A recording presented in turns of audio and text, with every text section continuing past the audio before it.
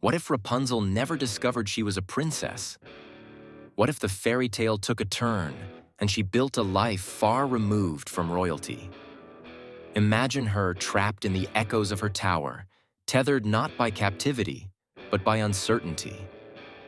What would become of her dreams, her hope, and her identity? Join us as we reimagine Rapunzel's story, where freedom comes at a cost and destiny hides in the shadows. The tower is eerily quiet after the storm of events. Mother Gothel is gone, her twisted reign shattered, but the weight of years under her control lingers in the air. Rapunzel stands at the window, gazing at the world beyond. Flynn Rider, still weak but ever cheerful, breaks the silence. You're free now. What's the first thing you want to do? Climb a mountain? Swim in the ocean? Rapunzel's lips curve into a small smile, but her eyes remain distant. I don't know, she whispers. For so long I thought freedom was everything. But now I don't know who I am outside of this tower. Flynn hesitates, then gently places a hand on her shoulder. Well, you've got me. That's a start, right? She nods, though uncertainty still clouds her mind. Days turn into weeks, and Rapunzel begins to transform the tower from a place of captivity into a sanctuary. She paints vibrant murals on the walls, filling the space with scenes of nature, stars, and glowing lanterns. Flynn watches her, impressed by her creativity. You've got quite the talent, he says one day, admiring her work. You could make a fortune selling paintings. I don't need a fortune, she replies, dipping her brush into golden paint. I just want to make this place feel alive. The tower, once a symbol of isolation, begins to feel like a shared home.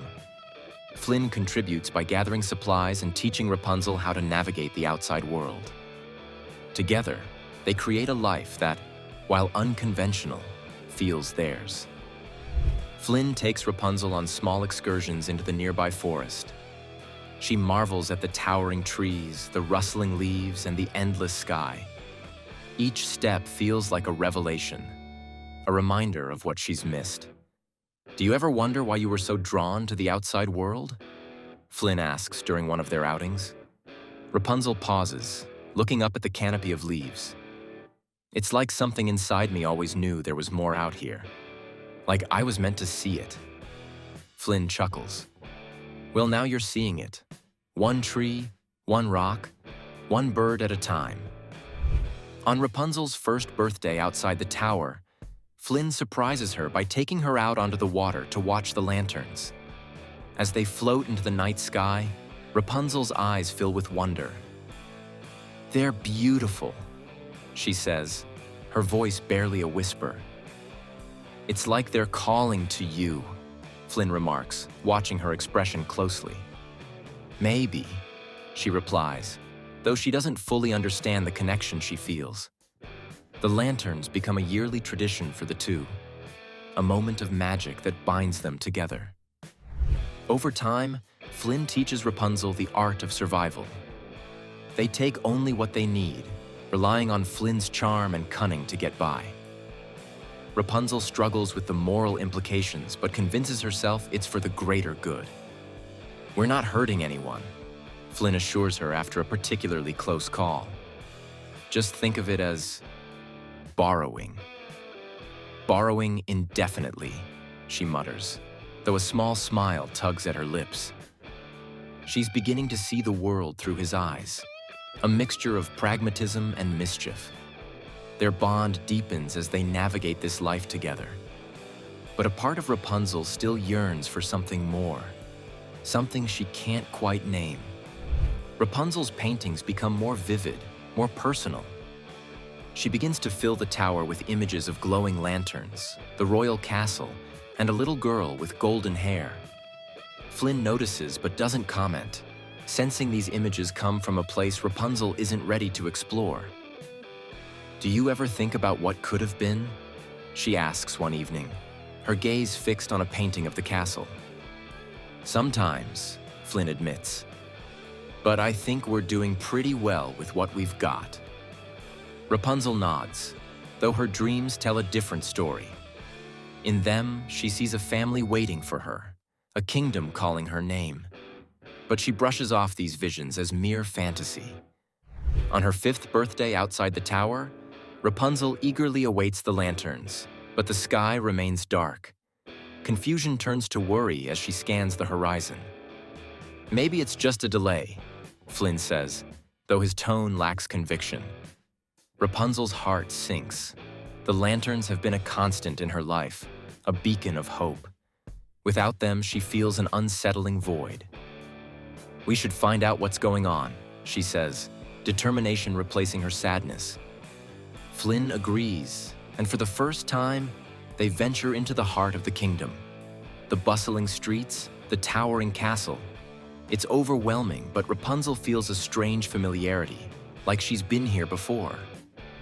Rapunzel and Flynn weave through the crowded streets of the kingdom.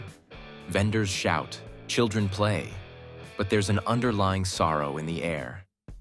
Rapunzel notices black banners hanging from buildings, a symbol of mourning. "Something's happened," she says, her voice tight with concern. Flynn flags down a passerby and asks what's going on. The stranger explains, "The king and queen have passed away.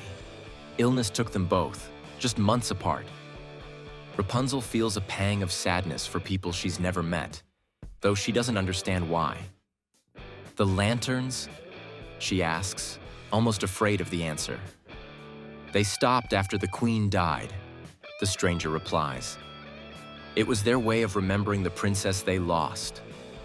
Rapunzel's chest tightens as pieces of a puzzle she didn't know existed start falling into place.